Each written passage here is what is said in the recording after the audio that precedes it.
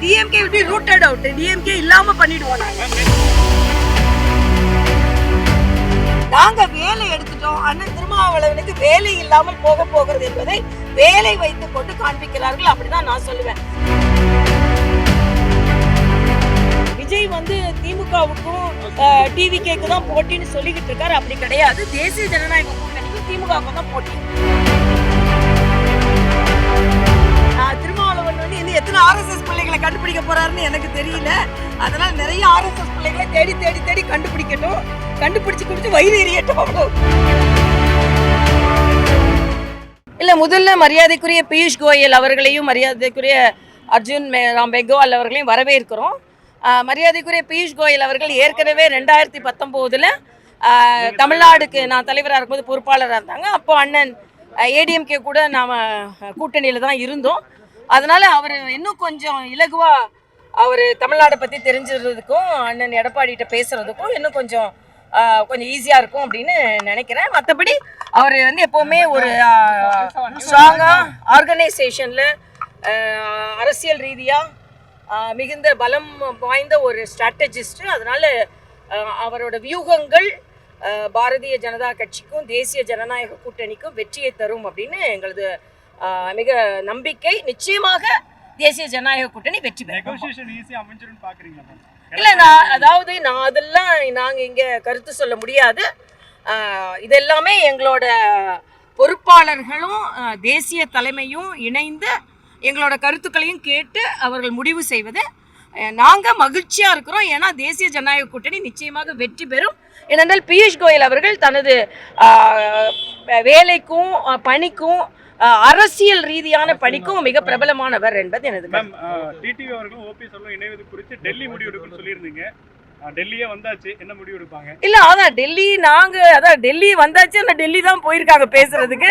நாங்க வந்து ஆமா எல்லாமே டெல்லி. நாங்க வந்து தேசிய கட்சியை பொறுத்த வரைக்கும் டெல்லி தலைமை தான். நாங்க எங்க கருத்துக்களை சொல்லலாம், ஆனா முடிவெடுக்கிறது எல்லாமே டெல்லி தான்.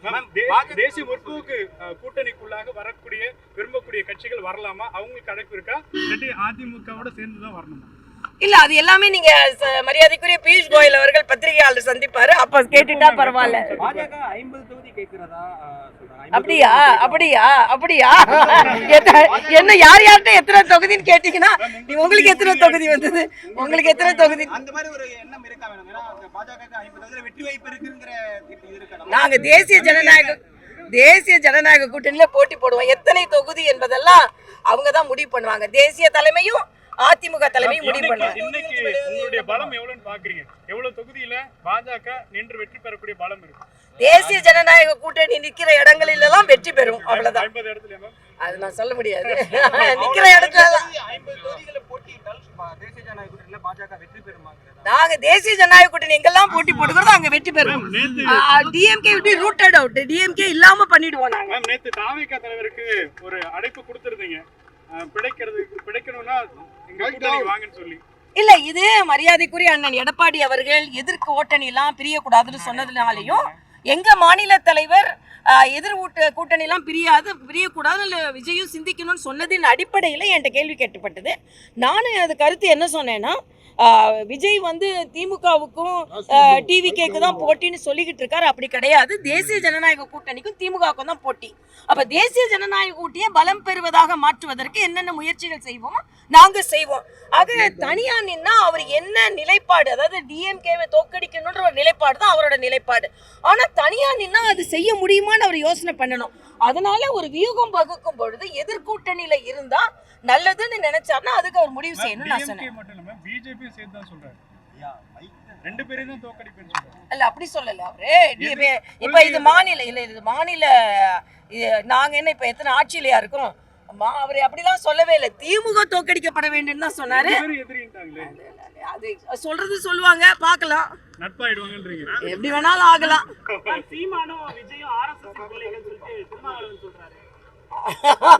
பரவாயில்ல. திருமாவளவன் வந்து இன்னும் எத்தனை ஆர்எஸ்எஸ் பிள்ளைகளை கண்டுபிடிக்க போறாருன்னு எனக்கு தெரியல. அதனால் நிறைய ஆர்எஸ்எஸ் பிள்ளைகளை தேடி தேடி தேடி கண்டுபிடிக்கட்டும், கண்டுபிடிச்சு குடிச்சு வயிறு எரியட்டும், அவ்வளோதான். அதனால ஆமாம், அதனால அதாவது எல்லாருமே சங்கிகளாக மாற்றுறதுக்கு முடிஞ்சா முடிச்சுக்கிட்டோம். அதனால எல்லாருமே சங்கிகள் தான் எங்களை பொறுத்த வரைக்கும். அதாவது யாரா இருந்தாலும் வேலை எடுத்து தான் அரசியல் செய்ய வேண்டும்ன்ற ஒரு நிலைக்கு வந்துட்டாங்க. நாங்க வேலை எடுத்துட்டோம். அண்ணன் திருமாவளவனுக்கு வேலை இல்லாமல் போகிறது என்பதை வேலை வைத்து கொண்டு காண்பிக்கிறார்கள். அப்படிதான் நான் சொல்லுவேன். என்ன கேட்டா இன்னைக்கு எல்லாரும் இந்து மதத்தை நீங்க நிந்திப்பீங்க, ஆனா வேலை கையில எடுப்பீங்கன்னா அந்த வேலை கையில் எடுக்கும் போதே உங்களுக்கு வேலை இல்லைன்றது வேலவன் சொல்லுவார்னா நான் எடுத்துக்கிறேன். அதனால நாங்கள் வந்து முதலிலிருந்தே வேலை கையில் எடுத்துட்டு இருக்கிறோம். திடீர்னு வேலை எடுத்தால் உங்களுக்கு வேலை இல்லாமல் போகுன்றது எனது கருத்து. செய்திகளை உடனுக்குடன் தெரிந்து கொள்ள கீழ்கண்ட கேபிள் மற்றும் டிடிஹெச் நெட்வொர்க்குகளில் எம்நாடு செய்தி தொலைக்காட்சியை காணுங்கள். பாதகம் செய்பவரை கண்டால் நாம் பயம் கொள்ளலாகாது பாப்பா. மோதி மிதித்து விடு பாப்பா, அவர் முகத்தில் உமிழ்ந்து விடு பாப்பா. அண்மை செய்திகளை உடனுக்குடன் தெரிந்து கொள்ள இணைந்திருங்கள் எம்நாடு தொலைக்காட்சியுடன்.